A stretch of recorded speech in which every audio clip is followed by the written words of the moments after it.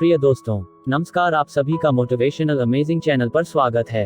आज हम आपके लिए लाए हैं लौह पुरुष सरदार वल्लभ भाई पटेल के जीवन से जुड़ी कुछ विशेष घटनाओं के बारे में। कहानी 1। सरदार वल्लभ भाई पटेल के माता पिता धनवान नहीं थे, अतः उच्च शिक्षा की व्यवस्था वो नहीं कर पाए, किंतु वल्लभ भाई की प्रबल आकांक्षा बैरिस्टर बनने की थी। अब वल्लभ भाई ने सोचा स्वयं ही अपने लिए पहाड़ काटकर राह बनानी चाहिए, अतः मुख्तारी की परीक्षा पास की और बोरसद जाकर प्रैक्टिस करने लगे। बड़े परिश्रम तथा कम खर्च के फलस्वरूप उन्होंने कुछ रुपया बहुत दिनों में इकट्ठा भी कर लिया। अब उन्होंने विलायत जाने के लिए पासपोर्ट प्राप्त करने का बहुत प्रयास किया। बहुत प्रयास करने के बाद उन्हें पासपोर्ट मिला, किंतु गलती से वह उनके बड़े भाई श्री विट्ठल भाई के हाथ में लग गया। बड़े भाई के मन में लालच आ गया, अतः बड़े भाई ने कहा, मैं बड़ा हूँ, पहले मुझे बैरिस्ट्री पास करके वापस आने दो, फिर तुम बाद में चले जाना। इतने वर्षों का श्रम, साधना, प्रयत्न तथा प्रतीक्षा सब बेकार चला गया, किंतु वल्लभ भाई वास्तव में आदर्श व्यक्तित्व के धनी थे। उन्होंने खुशी खुशी वह पासपोर्ट अपने बड़े भाई श्री विट्ठल जी को दे दिया और 3 वर्ष बाद जब विट्ठल जी लौट आए, तब वल्लभ भाई पटेल जी बैरिस्ट्री करने विलायत चले गए। कहानी 2। बात 1927 की है। उस समय सरदार वल्लभ भाई पटेल खेड़ा और नागपुर के सत्याग्रह आंदोलन का सफल नेतृत्व करने के बाद अहमदाबाद नगरपालिका के अध्यक्ष पद को सुशोभित कर रहे थे। उसी समय नगरपालिका में मुख्याधिकारी का पद रिक्त हुआ और उसके लिए 3 प्रत्याशी साक्षात्कार के लिए बुलाए गए। उनमें से एक श्री मोरारजी देसाई भी थे।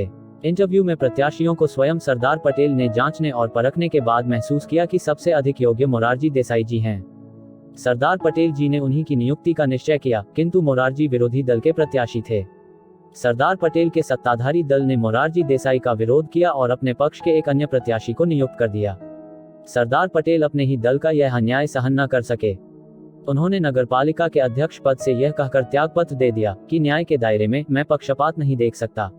कहानी 3। सरदार वल्लभ भाई पटेल की न्यायप्रियता तथा दृढ़ देखकर मोरारजी देसाई सरकारी नौकरी छोड़कर उनकी अध्यक्षता में गुजरात कांग्रेस के मंत्री पद पर काम करने लगे। यद्यपि सरदार पटेल गुजरात कांग्रेस के अध्यक्ष थे, किंतु सारे देश का उत्तरदायित्व उनके कंधों पर रहता था, इसलिए गुजरात कांग्रेस का काम देखने के लिए पर्याप्त समय नहीं मिल पाता था। अतएव उन्होंने सारा काम मोरारजी देसाई पर ही छोड़ दिया। समय समय पर परामर्श के साथ साथ वे मोरारजी के काम की सराहना भी करते और प्रोत्साहन देते रहते थे। सरदार पटेल के विश्वास ने मोरारजी को इतना उत्तरदायी बना दिया कि वे मंत्री पद पर होते हुए भी अध्यक्ष के अधिकारों तक पहुंच गए। सरदार पटेल के कुछ साथियों ने उनसे कहा कि आपको अपने मंत्री पर इतना विश्वास नहीं करना चाहिए। इस तरह उत्साहित होकर वो आपका अध्यक्ष पद पाने का प्रयास करने लगेगा। सरदार पटेल ने उत्तर दिया कि सच्चा विश्वास किसी को विश्वासघात के लिए प्रेरित नहीं कर सकता और फिर मुझे अध्यक्ष पद से कोई मोह नहीं है। मुझे देश की सेवा करनी है, वह मैं उससे अलग रहकर भी कर सकता हूँ। देश की प्रतिभाओं को प्रोत्साहित करना तथा उन्हें बढ़ने का अवसर देना हम लोगों का एक राष्ट्रीय कर्तव्य ही है। कहानी 4। घटना सन 1935 की है।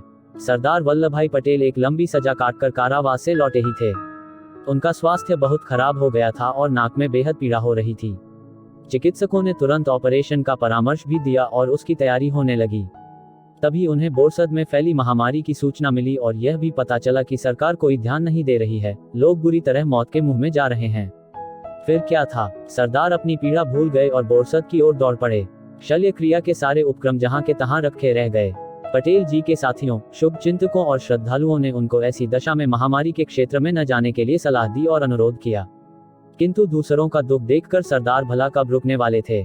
वे ये कहते हुए चले ही गए कि मरती हुई मानवता की उपेक्षा करके जो अपनी परवाह में लगा रहता है, उससे बड़ा काय इस दुनिया में दूसरा नहीं होता और मैं काय नहीं हूँ। कहानी 5। सरदार वल्लभ भाई पटेल मानवता की रक्षा में उससे जूझ रहे थे। यद्यपि उनका स्वास्थ्य ठीक नहीं था, तब भी रात दिन एक कर रहे थे। सफाई का कार्यक्रम चल रहा था। सैकड़ों स्वयंसेवक क्षेत्र की सफाई में जुटे हुए थे। सरदार ने सारे स्वयंसेवकों को प्लेग के टीके लगवा दिए, किंतु जब उनसे टीका लगवाने को कहा गया तो उन्होंने कहा कि मैं मौत के डर से टीका नहीं लगवाऊंगा।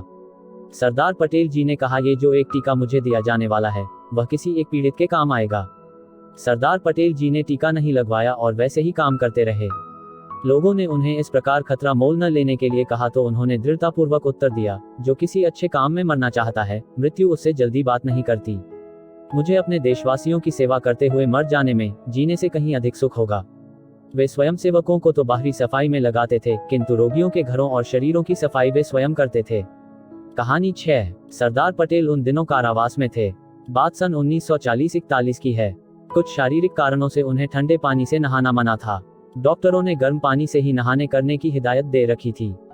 जेल में भी उन्हें गर्म पानी से नहाने की अनुमति मिली थी और जेलर को भी हिदायत दे दी गई थी। किंतु जेलर बहुत ही दुष्ट प्रकृति का व्यक्ति था। वह सरदार जी को नहाने के लिए गर्म पानी भिजवाने में हमेशा आनाकानी करता था। कुछ दिनों तक तो सरदार जी ने उसे समझाने और सही रास्ता पर लाने का प्रयास किया, किंतु जब वह अपनी दुष्टता से बाज नहीं आया तो एक दिन उन्होंने जेलर को रोककर कहा, महाशय, या तो आप ठीक समय पर रोज ही मेरे नहाने का पानी गर्म करवा दिया करें, अन्यथा मैं आपका सारा फर्नीचर तोड़कर पानी गर्म करने के लिए जला डालूंगा। फिर आपको मेरी शिकायत करने की तकलीफ करनी पड़ेगी। जेलर उनकी बात सुनकर स्थिति को समझ गया और सही समय पर नहाने के लिए गर्म पानी भिजवाने लगा। दोस्तों, ये वीडियो आपने यहाँ तक देखी है तो आप निश्चित ही जीवन में कुछ बड़ा बदलाव करने के बारे में विचार कर रहे हैं। आप इस वीडियो को लाइक जरूर करें। आपके द्वारा किया गया एक लाइक से मुझे नए अच्छे वीडियो बनाने का जोश दिलाता है। अगर ऐसे किसी और महापुरुष की वीडियो देखना चाहते हैं तो कमेंट्स जरूर करें। अपना कीमती समय देने के लिए दिल की गहराइयों से बहुत बहुत धन्यवाद।